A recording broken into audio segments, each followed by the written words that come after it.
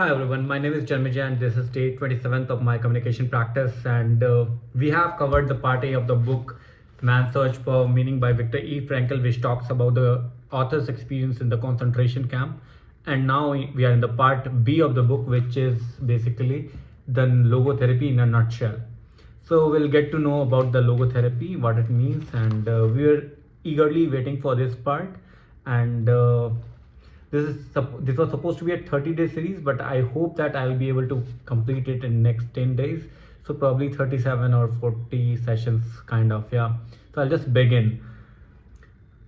Readers of my short autobiography story usually ask for a fuller and more direct explanation of my therapeutic doctrine. Accordingly, I added a brief section of logotherapy to the original edition from Death Camp to Existentialism. But that was not enough, and I have been besieged by requests for a more extended treatment. Therefore, in the present edition, I have completely rewritten and considerably expanded my account. The assignment was not easy. To convey to the readers within a short space of all material, which required 20 volumes in German, is almost hopeless task. Is an almost hopeless task. I am reminded of the American doctor who once turned up to in my office in Vienna and asked me, "Now, doctor, are you a psychoanalyst?" Whereupon I replied, "Not exactly a psychoanalyst, let's say a psychotherapist." Then he continued questioning me, "What school do you stand for?" I answered, "It is my own theory. It is called logotherapy." "Can you tell me in one sentence what is meant by logotherapy?" he asked. "At least what is the difference between psychoanalysis and logotherapy?" "Yes," I said. "But in the first place, can you tell me in one sentence what do you think the essence of psychoanalysis is?" This was his answer. "During psychoanalysis, the patient must lie down on a couch and tell you things which sometimes are very disagreeable to tell." Whereupon I immediately retorted with the following improvisation. "Now, in logotherapy, the patient may defend sitting erect, but he must hear things which sometimes are very disagreeable to hear." This part, which has been revised and updated, first appeared in Basic Concepts of Logotherapy in the 1962 edition of Man's Search for Meaning. So basically, this book was first written in 1945, which consisted of the autobiography of basically the prisoner, which was the author. And later on in the 1962 edition, he basically added the basics of logotherapy, and then it was revised again, and it becomes the logotherapy in a nutshell. So this is the part where the author is talking about his logotherapy. And when someone asked him, "Are you a psychoanalyst?" he said, "No, more of a psychotherapist, right?" And he asked the difference between what psychoanalysis and what is the difference of psychoanalysis between the difference between psychoanalysis and this logotherapy. So the author first asked the questioner that what do you mean when you say psychoanalysis? Can you tell me in one sentence? Then I'll be able to tell you in one sentence what psychoanalysis, what logotherapy is.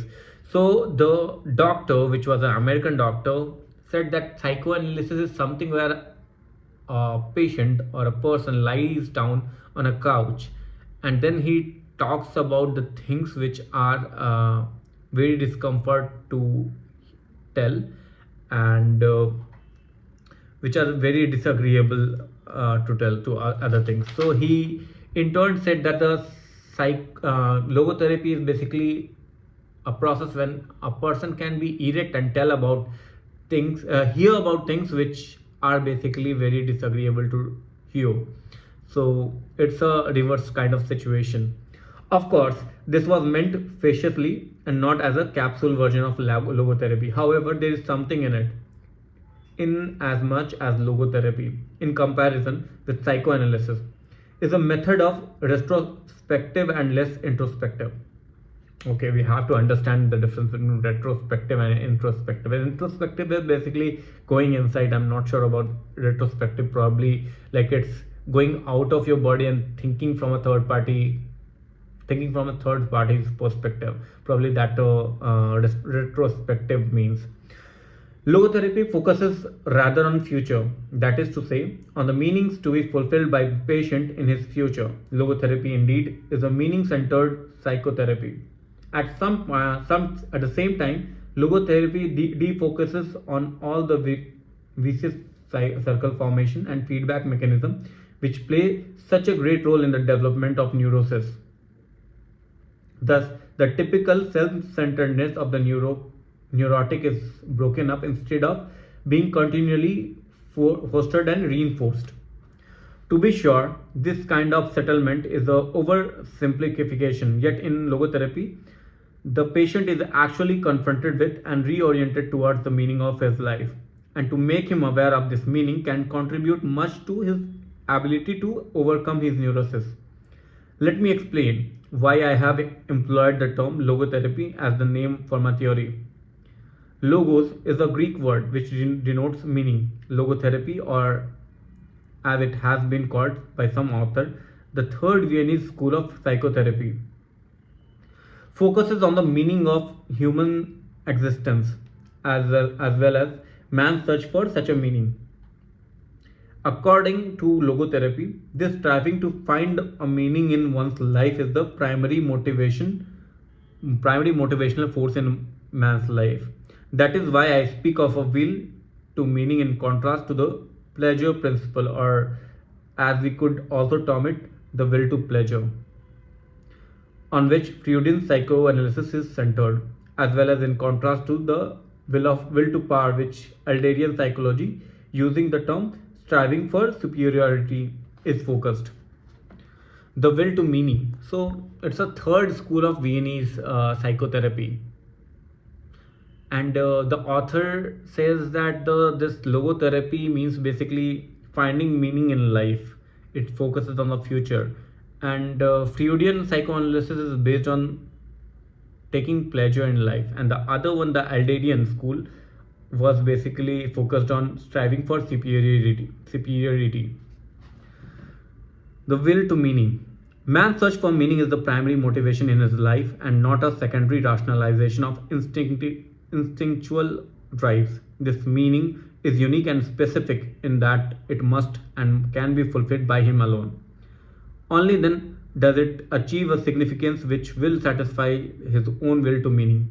There are some authors who contend that meanings and values are nothing but defense mechanism, reaction for formation and sublimations.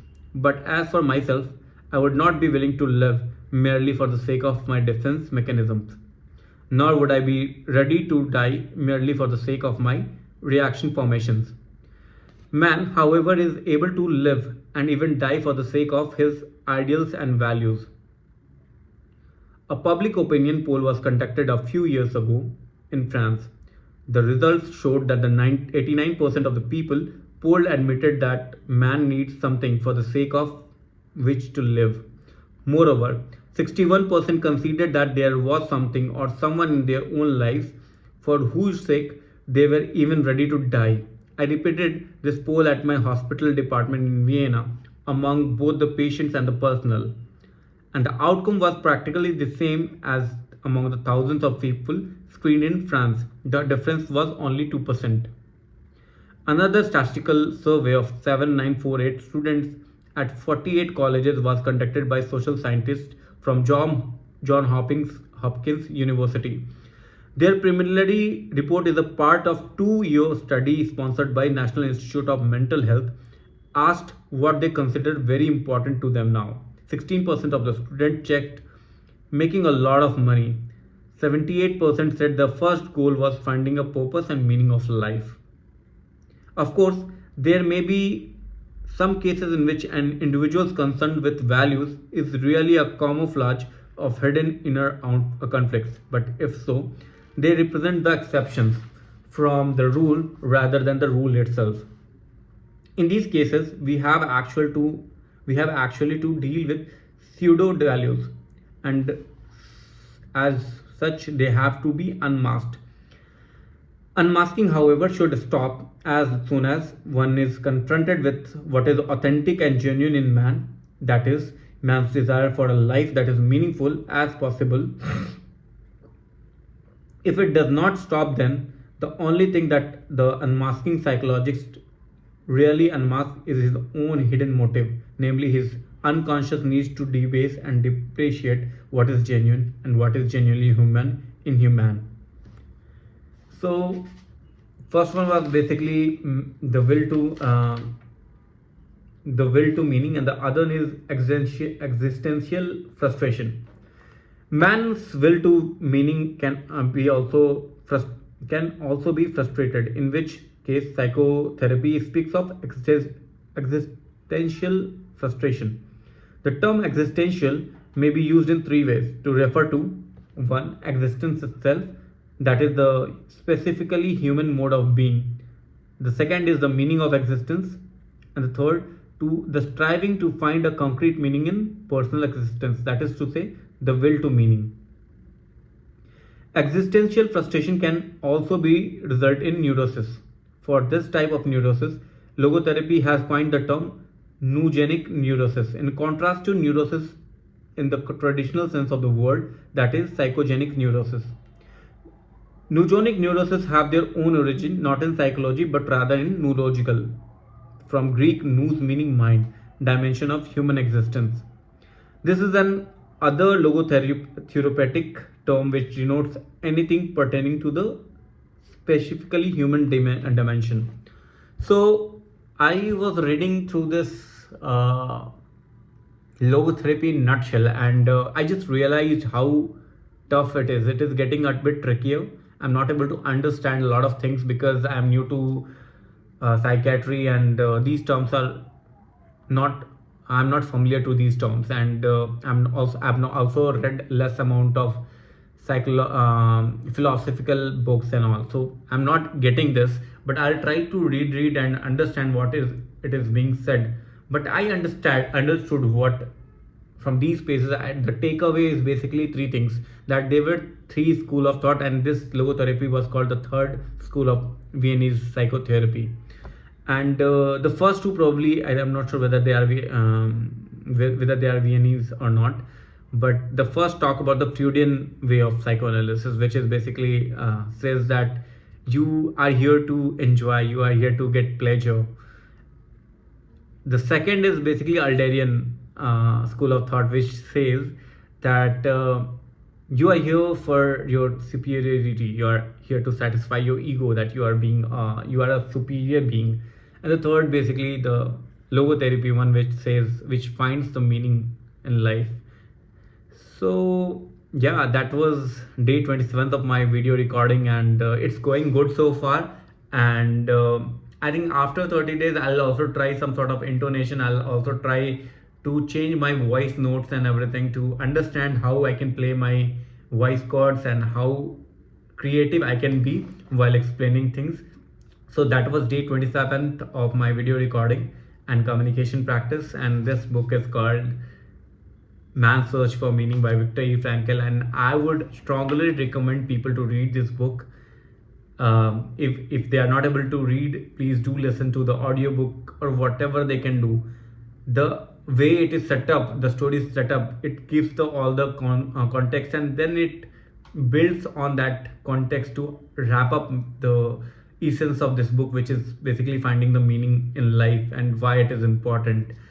So yeah, please definitely give this a read, and thanks for watching this video. I'll see you on day 20th. Bye bye.